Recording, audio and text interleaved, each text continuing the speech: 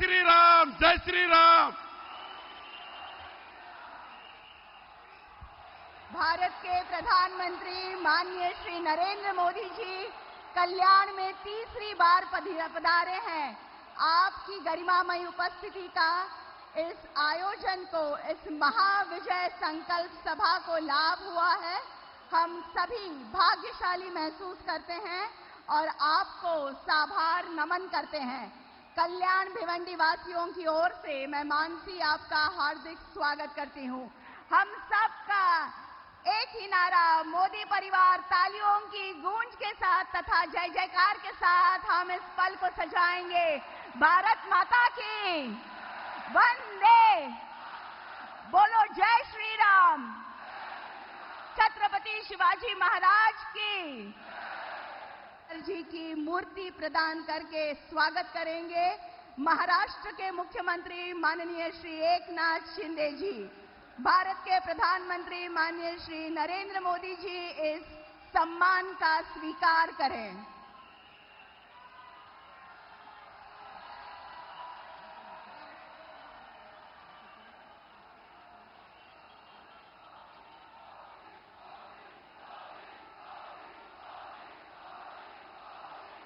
आदिवासी कलाकारों द्वारा बनाई गई वारली हस्तकला की फ्रेम एवं गदा देकर माननीय प्रधानमंत्री जी का यहां पर स्वागत करेंगे श्री प्रकाश पाटिल जी, उपनेता शिवसेना।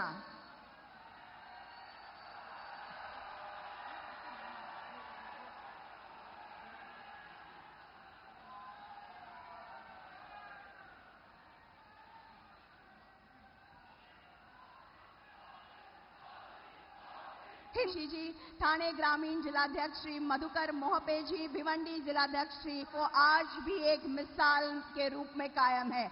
उनकी प्रतिमा माननीय नरेंद्र मोदी जी को यहां पर प्रमोद हिंदुराव जी, एनसीपी के उपाध्यक्ष। धन्यवाद। मोदीजींना पुन्हा प्रधानमंत्री करण्यासाठी आणि त्यांना मत देण्यासाठी आतुर झालेली जनता आम्ही पाहिली, त्यांची उत्सुकता पाहिली, त्यांचं प्रेम पाहिलं आणि खऱ्या अर्थाने अभिमान वाटला की असे आपले देशाचे प्रधानमंत्री मोदीजी यांचा उमेदवारी अर्ज भरण्यासाठी आम्हाला देखील संधी मिळाली। आम्ही स्वतःला भाग्यवान समझतो। मोदी जी हिंदुस्तान का अभिमान है, मोदी जी हिंदुस्तान का गौरव है। आज मुझे मोदी जी से जब भी मिलता हूं तो मुझे हरिवंश राय बच्चन जी की यह पंक्तियां याद आती है, तू न थकेगा कभी, तू न रुकेगा कभी, तू न मुड़ेगा कभी, कर शपथ, कर शपथ, कर शपथ, अग्निपथ, अग्निपथ, अग्निपथ। मैंने आज तक मोदी जी के चेहरे पे कभी थकान नहीं देखी, कभी उदासी नहीं देखी, कभी निराशा नहीं देखी। ऐसे प्रधानमंत्री आज हमारे देश का गौरव है। उनकी राजनीतिक यात्रा वस्तुतः एक अग्निपथ की तरह ही रही है। मी आज आपल्याला एवढंच सांगतो, 2014 पर्यंत या देशाचा प्रधानमंत्री एकदा तरी कल्याणमध्ये आला होता 2014 पूर्वी, पण 2014 नंतर मोदीजी एकदा नाही, दोनदा नाही, तीनदा या कल्याणमध्ये आले।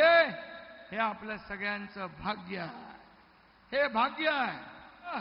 रोज मोदीजींच्या नावाने शिवाशाप देतात, त्यांना टार्गेट करतात, पर देश देख रहा है, पर देश देख रहा है। एक अकेला मोदी कितनों को भारी पड़ रहा है, ये देश देख रहा है। प्राण जाए पर वचन न जाए, ये मोदीजींची ओळख है। उन्होंने एक बार कह दिया तो कह दिया। उन्होंने कहा 370 कलम हटाऊंगा, हटवलं की नहीं? ते म्हणाले या देशात राम मंदिर बांधणार, बनवलं की नाही? आणि म्हणून जो वो कहते हैं वो करते हैं, उसको मोदी कहते हैं. देशाला महासत्ता करण्याचं स्वप्न ते पूर्ण करणार म्हणजे करणार, हा विश्वास आणि ही मोदी गॅरंटी आहे. परिवार मानणारे नरेंद्र मोदी महिलांना आत्मसन्मान आणि आत्मनिर्भर करणारे नरेंद्र मोदी, तरुणांच्या हाताला काम आणि उद्योगांना संजीवनी देणारे नरेंद्र मोदी, विकासासोबत विरासतही जपणारे नरेंद्र मोदी, सर्जिकल स्ट्राईक करून पाकिस्तानला धडा शिकवणारे नरेंद्र मोदी. तिथून कपिल पाटील यांच्या कमळासमोरचं बटन दाबा आणि कल्याणमधून खासदार डॉक्टर श्रीकांत शिंदे यांचा धनुष्यबाण दाबा. 20 तारखेला सकाळी 7 ला मतदान करा आणि या दोघांना दिल्लीत पाठवा. मोदीजींचे हात बळकट करा. अब की बार फिर एक बार. धन्यवाद. जय हिंद, जय महाराष्ट्र, जय श्री राम. की बात जानने वाले, आत्मनिर्भर और विकसित भारत का सपना साकार करने वाले भारत के प्रधानमंत्री माननीय श्री नरेंद्र मोदी जी से मैं सविनय आग्रह करती हूं कि आज के इस महाविजय माझा नमस्कार. मैं मां दुर्गा, जरी मरी तिसाई माता और अंबरनाथ महादेव को आदरपूर्वक प्रणाम करता हूं. मैं पूज्य बाला साहब ठाकरे और धर्मवीर श्री आनंद दीजे जी को श्रद्धांजलि अर्पित करता हूं. साथियों, मैं कल्याण की धरती पर राष्ट्र कल्याण के लिए आपका आशीर्वाद मांगने आया हूं.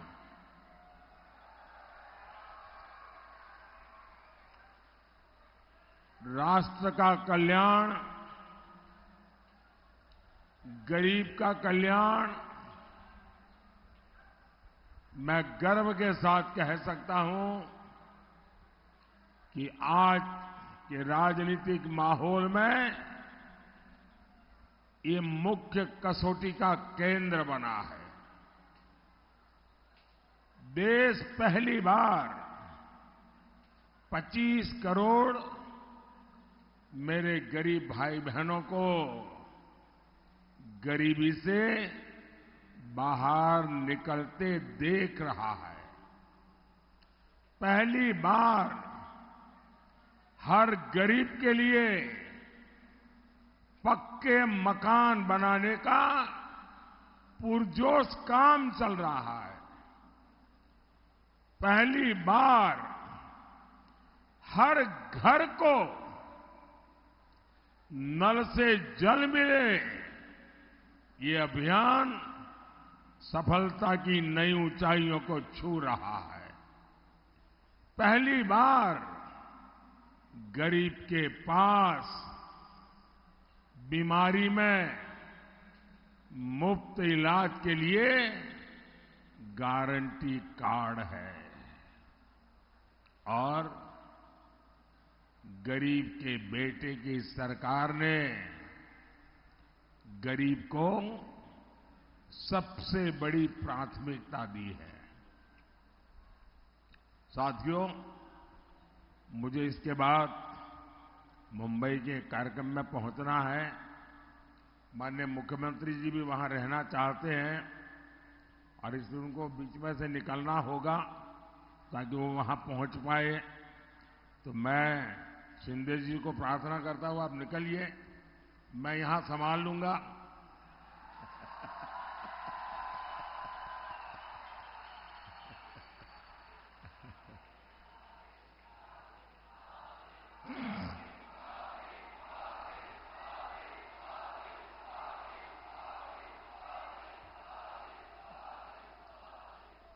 साथियों,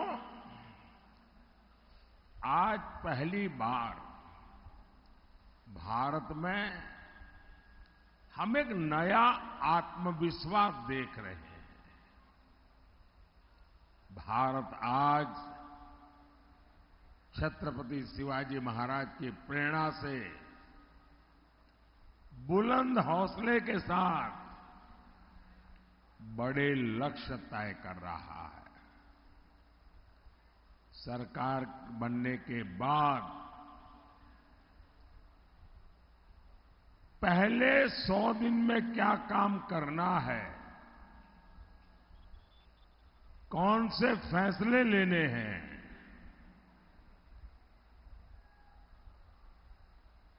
इस पर लगातार काम किया है।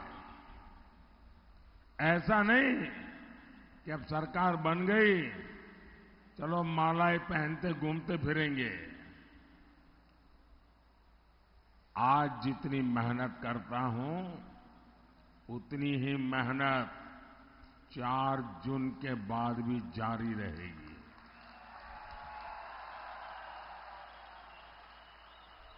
और इसलिए 100 दिन में क्या करना है, इसका ब्लूप्रिंट रेडी करके हम आगे बढ़ रहे हैं। और मुझे कुछ लोग कहते हैं कि मोदी जी इतना आत्मविश्वास, मुद्दा मोदी के आत्मविश्वास का नहीं है, मुद्दा जनता जनार्दन का अरसपरस विश्वास का है। लेकिन मैं जब कल काशी में था और बहुत सारे नौजवानों को इस समय चुनाव अभियान में मेरा मिलना का हुआ, मैं देख रहा हूं कि देश का नौजवान, उसके पास एक नई कल्पकता है, नए आइडियाज है, हर चीज को नए तरीके से करने का उसका तजुर्बा है।